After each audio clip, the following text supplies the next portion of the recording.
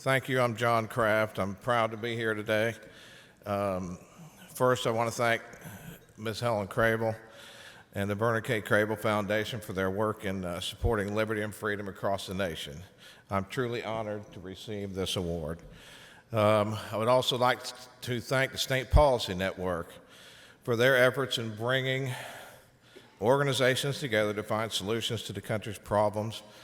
And an additional thank you to Adam Andrzejewski, Maribeth Weiss from OpenToBooks.com for nominating us for this award. Your commitment to placing every dime online in real time is the first step in stopping illegal and simply wasteful spending. A special thank you goes to my wife of 27 years. She is my unsung hero. Thank you, Pammy.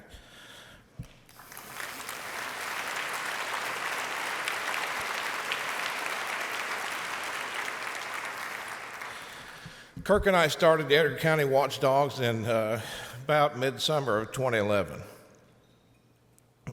In our county alone, the year or two after that, we stopped public funds being used for gambling, township road commissioners giving free paved driveways to their friends, misuse of credit cards, annual trips to Florida on the public credit card, board appointments to convicted criminals, and many others. Edgar County was coined the most corrupt county in the most corrupt state in the nation.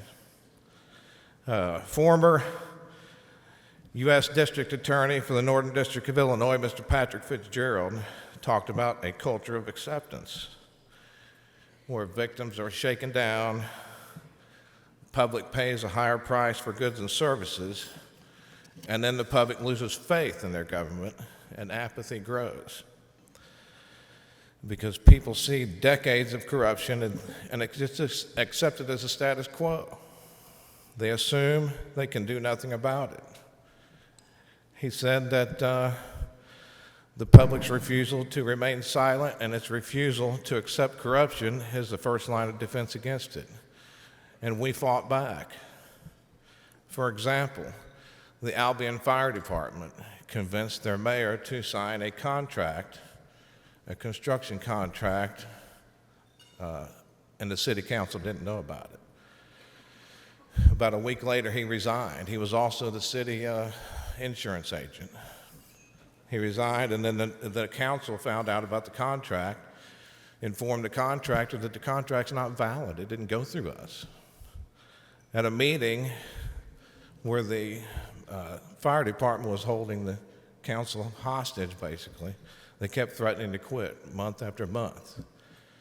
They kept threatening to quit if the council didn't approve that new contract. And at the meeting, they were going to approve the contract.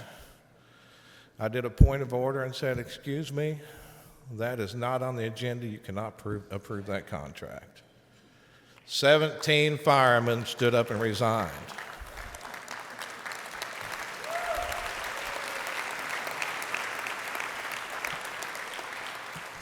What they were doing, they had their own little clique, and it was a volunteer fire department. They would only let their friends on the fire department. After that, the city council had an emergency meeting, accepted all the resignations, appointed an interim chief, and within 2 to 3 weeks, they had a fully functioning new fire department ready to protect their citizens.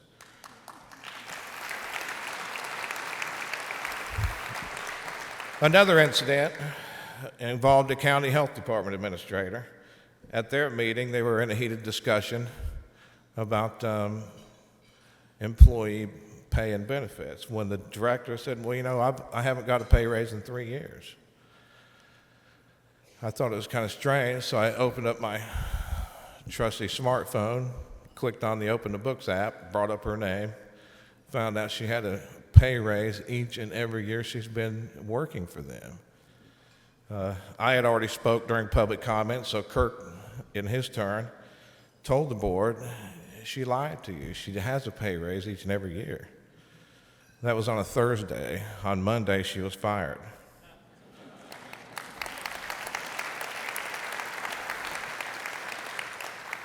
We learned how to file pro se lawsuits to gain access to information.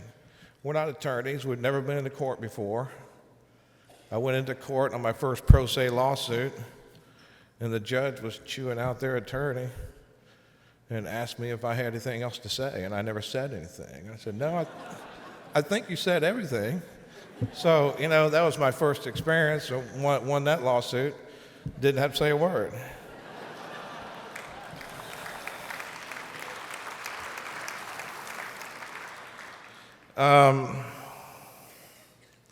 Lost my place.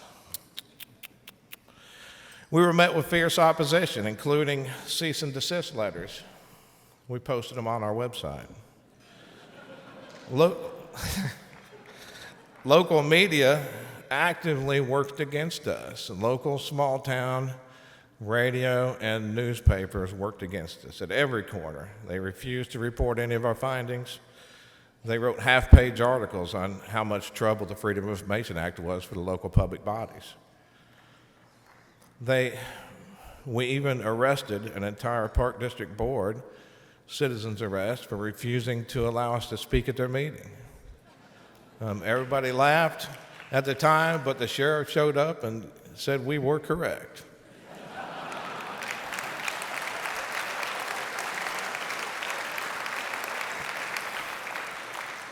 Dr. Livingston Smith, who was speaking at an international conference on the media's role in exposing corruption, stated that the media role in fostering a climate of public opinion which regards the corrupt, no matter how rich and powerful they may be, with the contempt that they deserve. And that is exactly what we do. We foster a climate of public opinion. We take it as our duty to shine the light on corruption. We shout out their names as loud as possible because they were responsible for the corruption and they were responsible for undermining the public trust. We teach other people to do what we do. We train other people to get involved in local governments, and we ask them just show up to a public meeting. If all you're going to do is sit there and look at the public officials, do that because they act different when people are watching. You don't have to say a word. We dig in, seek answers for other people that are afraid to speak up for fear of losing their jobs. We know it's difficult for other people. We have a hotline that people call, tell us what their problems are. We verify it, and then we go speak on their behalf. And finally, since I only had 5 minutes, I've probably run 10 already. It has been an honor to be invited here to speak and accept the award. And I would like to thank Helen and the Vernon K Foundation again for the honor of standing here today. And I feel like I'm in good company. Thank you.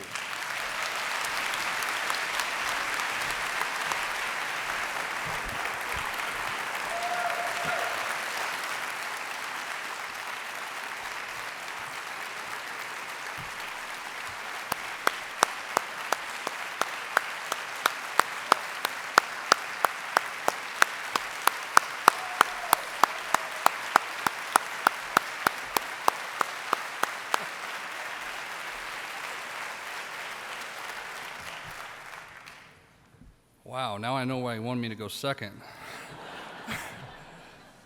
My name's Kirk, Allen, and I'm the co-founder of the Edgar County Watchdogs.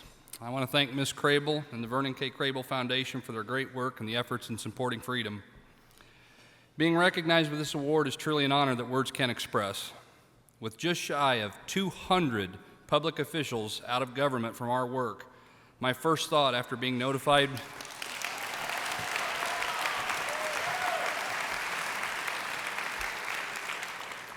we won the award was, wow, do you know how many tanks of gas we can buy to get to the next meeting? I humbly accept this award and look forward to filling those tanks for many years to come. Thank you to the State Policy Network. Thank you for your solution-focused efforts, as all the work in the world means nothing without solutions. Your support to so many is greatly appreciated. Thank you to Adam Angieski and Mary Beth Weiss from OpenTheBooks.com. Thank you for that nomination. When you can see where the money's going, you can make a world of difference at a meeting. I also thank my wife of 25 years. She is my unsung hero as well. She's always stood by my side and supports my belief in the rule of law and my burning desire to hold government accountable. She cannot join me today due to our obligations back home on the farm. Thank you, Carrie. You're the love of my life, and I appreciate all you do.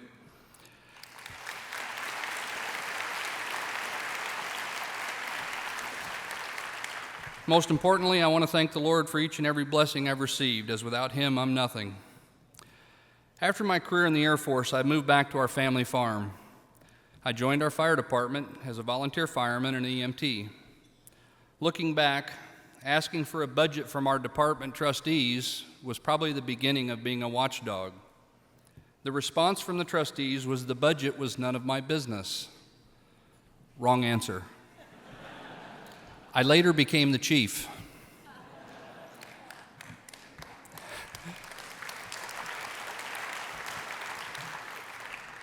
Several years later, one ambulance call changed my life. I received a call one evening for an 11-day-old baby not breathing. I'm 4 miles from town. Thus, I'm driving 100 miles an hour to get to the ambulance and do all I can to save a child. Upon arrival to government housing, we found a 16-year-old mother with a baby in her arms screaming bloody murder. A sigh of relief. For those mothers out there, if he's screaming, he's breathing. The child was dressed in a blue pajama suit, and under the fluorescent lights, the mother of 16 thought the child was turning blue. The child was checked and basic parenting information shared, and we went home. All was okay. Now, how did that change my life? In the business of emergency medical service, those who dispatch medical calls are required to be licensed. They're supposed to provide medical direction. In this case, infant CPR instructions over the phone would have found that the child was fine.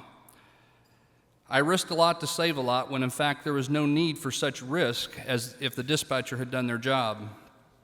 I attended the next 911 board meeting. I asked why infant CPR wasn't provided. I was informed they don't do that. Shocked, I asked if the dispatchers were certified. With great reluctance, they finally said yes, but something wasn't right. That was the beginning of the Edgar County Watchdogs. I uncovered all but one dispatcher had not been certified for over 6 years. It's an annual requirement. I later discovered that the entire 911 dispatch center had never been licensed to even operate. I asked myself, what else are they lying about? FOIA requests exposed no budgets, no audits, questionable credit card use, no time cards, pizza parties, gift cards, and much more. We exposed an agency that had allowed more illegal spending of our tax dollars than I ever dreamed possible, to include gambling. Criminal complaints went nowhere, as the 911 director was dating the past sheriff, who happened to be selling guns with filed-off serial numbers. Our state's attorney refused to, that's true. Our state's attorney refused to prosecute any of them. Our 911 director was the woman down the hall from him, who happens to be good friends with the mayor of the county seat, who was his former law partner. The mayor happened to also stand up in their wedding for the sheriff and the 911 director. Starting to get the picture? We spent almost 2 years focusing on Edgar County local government, and to say we shook things up is an understatement. To date, just in our county alone, 48 public officials have either resigned, been removed, refused to run again, or actually one prosecuted. We did that by writing articles exposing the bad actors and publishing them on our website. Those articles were the beginning of my understanding of what Ben Franklin meant when he said, "You have a republic if you can keep it." They used to say, "Never upset a man who buys his ink by the barrel," referring to that local newspaper reporter. My response to that, never upset a man that buys megabytes instead of ink.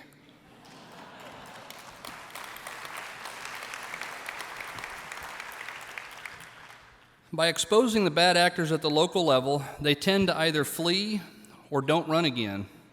In addition, informed citizens will step up to fill the void. We're confident our model can be used in every state, a model of citizen engagement at the level it's needed the most, our local government. We know it works as others are already duplicating it and getting the same results. We've been asked to participate in the breakfast panel discussion tomorrow regarding public data, open books, and government accountability. We urge everyone to join us for breakfast, and we promise we will not disappoint you. We are going to give you the how-to tips on how to get started holding them accountable. In closing, thanks again to Ms. Krieble and her foundation, SPN, and each and every one of you in attendance today. And remember, it's your republic. Can you keep it? God bless you. Thank you very much.